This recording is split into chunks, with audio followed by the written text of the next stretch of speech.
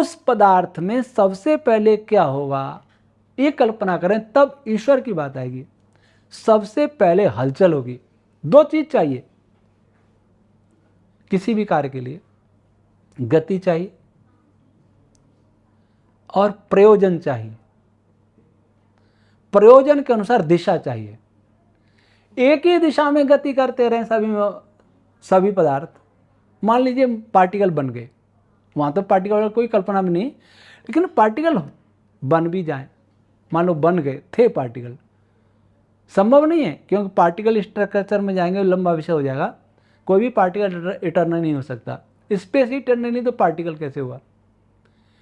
लेकिन पार्टिकल, मान लीजिए एक दुर्जन तोषणी आया दुष्ट व्यक्ति को संतुष्ट करने के लिए कि चल तेरी बात मान भी लें, सभी पार्टिकल एक ही दिशा में गति करते रहे तो क्या कोई रचना हो जाएगी? निश्चित दिशा चाहिए।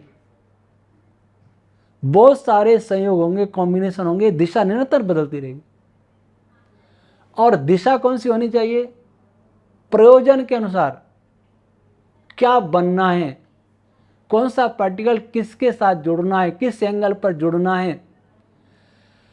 तो गति भी चाहिए, दिशा भी चाहिए, प्रयोजन भी चाहिए। और प्रयोजन बिना चेतन के कोई नहीं जानता। उद्देश्य क्या है, क्या करना क्या है? वायुमंडल में कार्बन भी है, ऑक्सीजन भी है, नाइट्रोजन भी है, हाइड्रोजन भी, बहुत सारी गैसें हैं। इन सब गैसों से मिल करके शुगर भी तो बन सकती है, पर कभी बनती है क्या? घी भी बन सकता है, अल्कोहल भी बन सकता है, कभी बनता है क्या? आज तक बना? क्यों? क्योंकि प्रयोजन ही नहीं,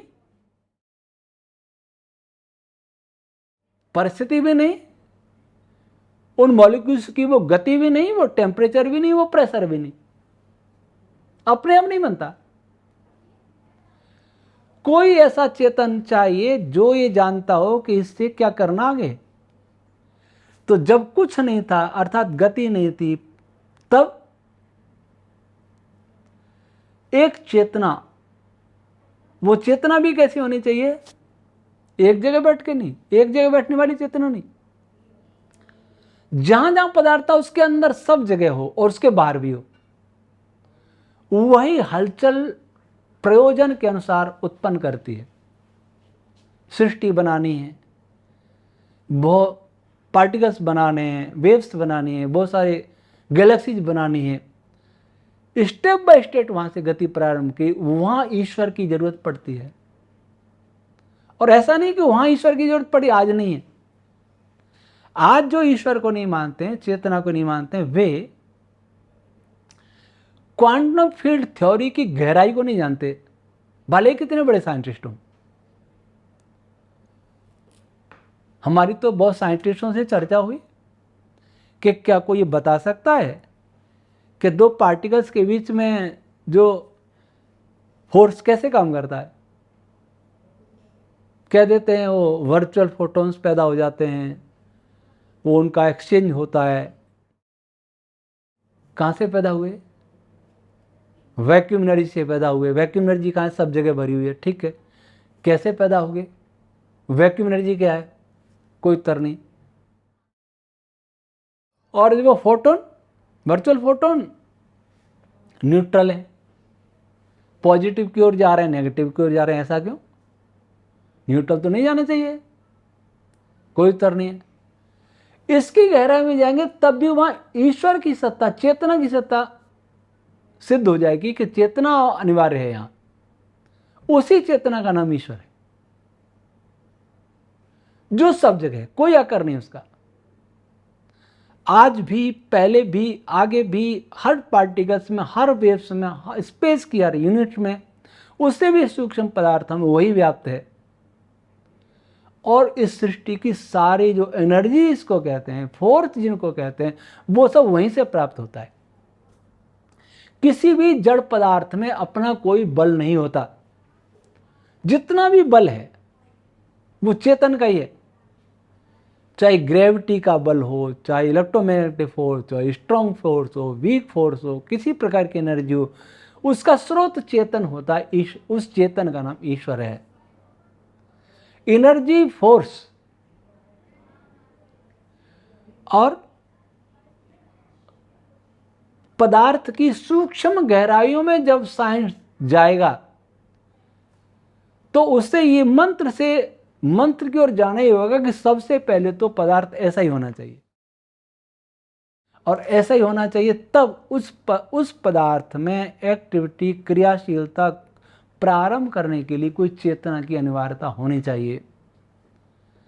और जब चेतना की अनिवार्यता सिद्ध हो जाएगी तब वो ये सोचने को विवश होगा कि मैं जो मनुष्य हूं, मैं जो ये सोच रहा हूं कि मैं इस पृथ्वी का स्वामी हूं, ब्रह्मांड का स्वामी हूं, चाहूं तो धरती को नष्ट कर दूं, वायुमंडल का दोहन कर लूं, भूगर्भ का दोहन कर लूं, मैं चाहे चंद्रमा पर बस जाऊं, चंद्रमा पर विस्फोट कर लूं। ये कल्पना की जा रही है।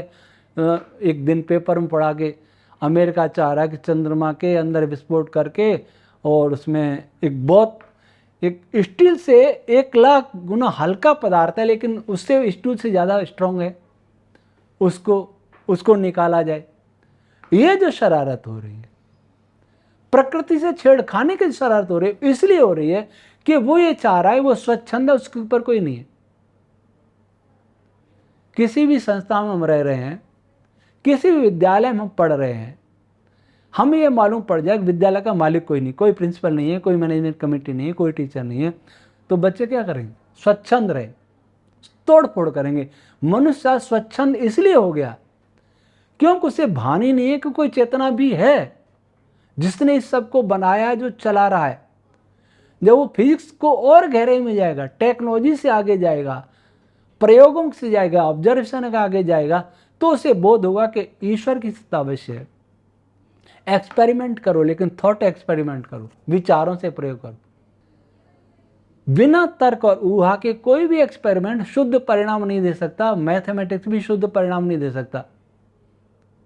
एक लैब में जांच कराइए, किसी रोगी का डायग्नोसिस कराइए और उस रिपोर्ट को 10 फिजिशियन को दिखाइए, सब अलग अलग मेडिसिन लिखेंगे, क्योंकि जो फिजिशियन जितना बुद्धिमान होगा उतना अच्छी चिकित्सा कर पाएगा। तो जिसमें जितनी ऊहा शक्ति है, जिसमें जितनी सात्विकी बुद्धि है, उतना ही अच्छा वो सृष्टि को समझ पाएगा, तभी वो ईश्वर की सत्ता को भी अनुभव कर सकेगा। जब ईश्वर की सत्ता को मनुष्य अनुभव कर लेगा तो मनुष्य स्वच्छंद नहीं होगा। आज विज्ञान का दुरुपयोग हो रहा है क्योंकि विज्ञान में भ्रांति भी बहुत है।